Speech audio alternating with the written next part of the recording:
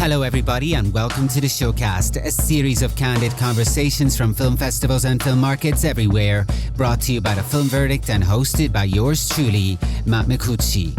Welcome to the latest episode where we delve into the 2023 San Sebastián International Film Festival. Today, we illuminate a remarkable creation from the new directors section as we engage in conversation with director Henry Bernardet, who presented The Gamma Rays, an enthralling social realist drama that delves into the lives of a group of contemporary Canadian youths, each grappling with existential dilemmas or navigating the challenges of their everyday existence. In our discussion, Bernardet delves into the profound influence of Montreal's multicultural landscape on shaping this narrative. He reveals his fascination with crafting a cinematic portrayal of young individuals and their contemporary experiences. Furthermore, he shares insights into collaborating with a youthful ensemble of non-professional actors, highlighting their instrumental role in moulding the Gamma Ray storyline through their imaginative contributions to their fictional counterparts' daily trials and tribulations. Lots to talk about, so let's get to it. Fire up an Audiotini and listen to the audio waves as they fly through the air. This is the Showcast. Henry, welcome to the Showcast. Thank you very much for joining us. Thank you so much for having me. This is great because you're here presenting a film called The Gamma Rays. I want to start off with a little icebreaker question, if that's okay with you, and just ask you really about the genesis of this project, how it all started for you. I'm from Quebec City, I made a feature film, my first feature film there, also with teenagers a couple of years ago, called West of Pluto. Quebec City is a really monocultural city, and white French monocultural, and when I moved to Montreal, in my neighborhood, there was it was really multicultural, and I really, I wanted to know those people. There was a lot of communities, I wanted to meet them, do something with them, film. So and then I went to school, public school, but there was a class of theater in it, and the teacher she opens me the classroom to meet the kids, and then I made a workshop during some years with them. So basically, just encountering it in first person, you realize that this could be a good idea. You would like to film them. And if I understand correctly, your approach to it was go to a public school, I guess a high school, something, and then work directly with the kids. And does that mean also shape a story? Imagine what these kids, their alter egos, their narrative alter egos, I guess, could live through some situations? Exactly. My main goal was to know them, and I shaped the character with their personality. I asked them what to do. I saw outside of school, what anecdotes, to tell me anecdotes about you and stuff. And so I more and more I knew them, more and more the character has been built. So yes, and they contribute in this way to the script, and there are also my ideas. So we worked during 2 years, them and other kids, and some teens just left the project. So the more reliable and more the best stayed. Yeah. So I mean, it sounds like they were already doing theater though. So there was a little bit like that, or were they not? Really not. It's just you have at this age you have choice between art and drama and program in school. So they just go in theater, but most of them they don't want to do theater at all. It's just that it's what they learn. It's like but it's an experience for them to learn that in school. But they didn't expect or had improv technique, or they were not used to do this before. Aside from being interested in a multicultural setting, what about the actual age range of these kids? I guess adolescents, maybe 14, 15, 16. What is it as a filmmaker that interests you about this particular time in one's life? Yeah, it's so intense, this period of life, and it's the first experience that you do there, and they really means a lot.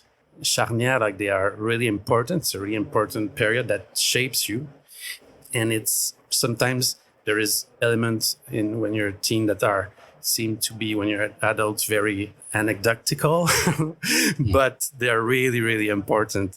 So everything is huge. All the relationships, the game of power between them, the friendship, it's really intense at this age. The treason, it's really rich. Did you bring any of your own personal experiences into this project, or did this project recall some things that maybe you'd forgotten while you were working on it? I did that in my first movie, West of Pluto. In Quebec, it was really teenage from the suburb. I was like their older brother. They really had really nearly the same experience as a teenager than me at this age. But from this film, not really. It was more, I was really open to their universe and also wanted to do a sensorial voyage in the neighborhood. So it's not really based on my experience at all. So when you say sensorial voyage, what do you mean by that? Are you also talking about sounds, music, or the whole lot? Of course, yes. It was really important to record the sounds in the neighborhood. Took a lot of sounds, and we shot a lot of dreamscape and I think dream, but yeah, a lot of footage of documentary footage of the neighborhood. And it was image of Montreal that were new to me, but also that I didn't saw on TVs or movie. We searched particular locations that were in this area that was not filmed a lot also. So when you have an ice cream castle, pink, next to an highway, that's amazing. That's really, but it was a real place. Never saw it in any movies before, so I don't know why, but there's like this, try to show other side of the city, another side of the city. Yeah, which I think is one of the reasons why cinema exists, right? To show you things that maybe you'd walk right past, but then you see them in a movie and all of a sudden they seem to matter. And they exactly. do matter. Well, what about the gamma ray aspect? Can you explain that? Because the film is called The Gamma Rays, but yes. Is there a meaning or a reason behind it? There's the film begins with a scene. There is quiz tournament between schools in Quebec, and it's a tournament of quiz between two schools. And our main character, he doesn't answer one question, but just the last, and he missed the question. Gamma rays, it's X-rays, and his team lose. So it was the beginning to me that now he tried to understand what gamma ray is, and it's a way to a word that enter the subject of rays and waves that are always piercing us all the time. This is very, very strange, but it's amazing, I think. And it shows our vulnerability. Vulnerability. Yes, sure. It's a hard word to say. It shows our vulnerability as a human in our human conditions. And it links each other, those invisible ways and rays, so there's something about the invisible that link us. Also, I don't want to say all the answers but I mean, it's people have to maybe find their own answers also. It's a metaphor, exactly. There's a metaphorical aspect to it, I guess. Yes. Yeah. Which is very engaging. Any challenges to kind of balancing a multiple character plot? And were there aspects that helped you focus on particular things? It was a very good challenge, yes. Because you have all those stories, but sometimes some stories are strong just at the beginning or just at the middle, and you have to balance them. Sometimes some are longer than others.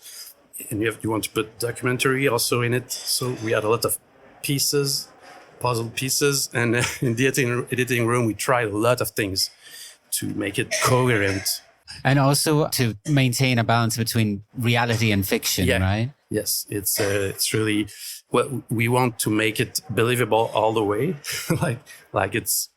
but there is more dreamy scenes, and you have to find those links in the shooting also, but more in the editing process. Right. So we talked about how, these young actors in the film, they're not professional actors. They helped you shape the story. But what was it like when they were on set? And what was their relationship with each other, And yes, of course, also, what was it like for them to be in front of a camera and on a film set? Not many, young people get to experience that. What was it like for them? Sure. because we filmed the workshops, they got used to the camera, I think, and because I used to meet them a lot, so they get used to the concept of doing fiction and play in a fiction, shy or intimidated by the camera, but more and more the film evolves. They gain confidence, and about the relationship with them, most of them, they were not friends, but with the shooting, the experience, now they're more friends. They just arrived yesterday at the festival, so they're all three here. of them are really, really happy. Yeah. Wow. Okay. So that's cool. That's a cool experience for them. It just goes on and on. Then Absolutely, it's an experience that continues. Very fulfilling one at that. I want to ask you a very broad question, maybe, but like I feel a lot of your film is about identity, and in this film too, that identity has to do with culture. Mm-hmm. So, as a filmmaker, as an outsider, I guess, because you yourself admitted that you were born in a different setting and you grew up in a different setting, is there much research into that area, like understanding different cultures and Yes, did a lot of research of encounters in the community. There's one, you say cricket, you see cricket players, a game of cricket for instance, during the film at the beginning. I didn't just put my camera, film them, and went away.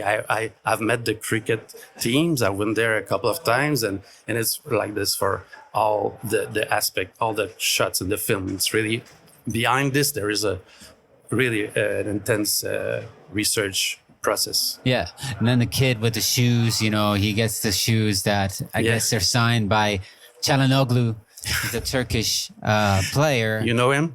Yeah, he played with AC Milan. Okay. I was born in Italy, so I followed the Serie A, And I think he might have scored on my team, Juventus. But anyways, tied in the air. Oh, no, he plays with Inter now. I don't know. I lost track. Anyways, what am I still talking about?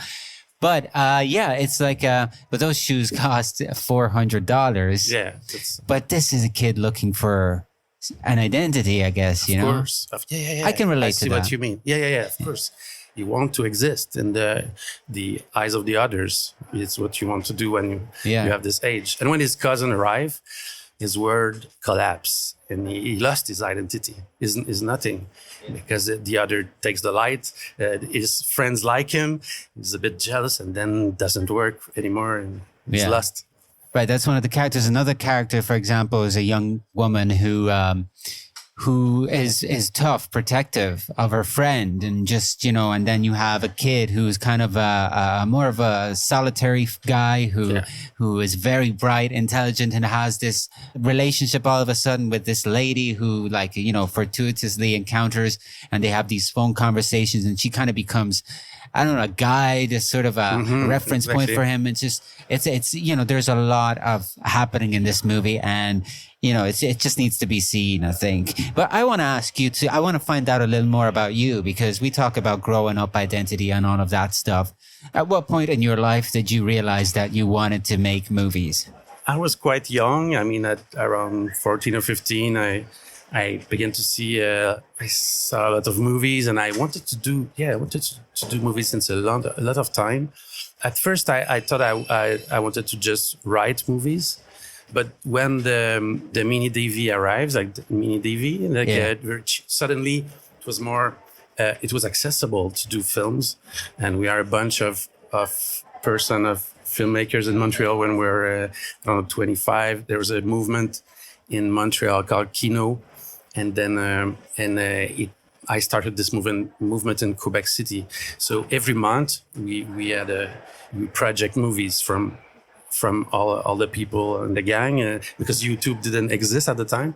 Wow. So it was really cool for me to try things and to see the reaction every month. Every month there was this event, and now it exists all around the world in a couple of this Kino movement. So it was cool for me. And then I worked on television to do documentaries as a job. So when I did movie, it was more fictional and a bit Tarkovskian or Malick movies, and it turns Malick kind of style. And and more I merged those two. I wanted to have real life and also have the dreamscape and the cinematic experience that you have in the movie. So meeting of the two things. Yeah, exactly. Realist and then the existentialism. Yeah, onirism, you can say. Yeah. Yes. So you mentioned though that at first you just wanted to write. Was it because you as a kid, you used to write a lot and you were... Yeah, I used to write, yes. What did you write about as a kid?